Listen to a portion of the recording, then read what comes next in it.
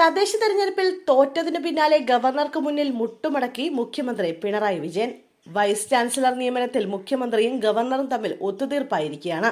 സാങ്കേതിക സർവകലാശാല വൈസ് ചാൻസലറായി സിസ തോമസിനെ നിയമിച്ചു. ഡിജിറ്റൽ സർവകലാശാല വിസിയായി സജി ഗോപിനാഥിനെയും ചാൻസലറായ ഗവർണറും അംഗീകരിച്ചു.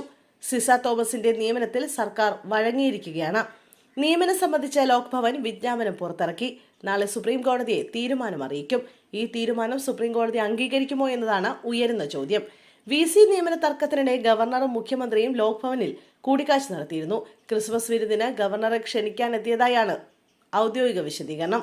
മറ്റു വിഷയങ്ങൾ ചർച്ചയായോ എന്ന് പറഞ്ഞിരുന്നില്ല. കേരള ഡിജിറ്റൽ സാങ്കേതിക സർവകലാശാലകളിൽ വൈസ് ചാൻസലറായി ആരെ നിയമിക്കണമെന്നും ഗവർണറും സംസ്ഥാന സർക്കാരുമായി ധാരണയാകാത്ത സാഹചര്യത്തിൽ ആ ചുമതല സുപ്രീം കോടതി ഏറ്റെടുത്തിരുന്നു. ഇരു സർവകലാശാലകളിലേക്കും ചുരുക്കപ്പട്ടിക തയ്യാറാക്കിയ ജസ്റ്റിസ് സുധാംശു ധൂലിയ സമിതിയോട് വിസി സ്ഥാനത്തേക്കുള്ള പേരുകൾ മുൻഗണനാ ക്രമത്തിൽ നൽകാൻ ജസ്റ്റിസുമാരായ JB പർദിവാല, KV വിശ്വനാഥൻ എന്നിവരുടെ ബെഞ്ച് നിർദ്ദേശിച്ചിട്ടുണ്ട്. 17-നകം രഹസ്യരേഖയായി നൽകണം. കേസ് ഇനി പരിഗണിക്കുന്ന 18-ന് കോടതി തീരുമാനം പ്രഖ്യാപിക്കുമെന്നാണ് അറിയിച്ചത്. ഇതിനിടെയാണ് മുഖ്യമന്ത്രിയും ഗവർണറും തമ്മിൽ കണ്ടത്.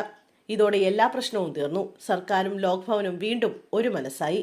നിയമമന്ത്രി P രാജീവും ഉന്നത വിദ്യാഭ്യാസ മന്ത്രി R ബിന്ദുവുമാണ് വിസി വിഷയത്തിൽ മുഖ്യമന്ത്രിയുടെ നിർദ്ദേശപ്രകാരം ഗവർണർ രാജേന്ദ്ര അർലേക്കറുമായി ആദ്യം കൂടിക്കാഴ്ച നടത്തിയത്. സാങ്കേതിക സർവകലാശാലയിലേക്ക് ഗവർണർ നിർദ്ദേശിച്ച ഡോക്ടർ സിസ തോമസിന്റെ പേരിൽ തട്ടി ചർച്ച പൊളിയുകയായിരുന്നു.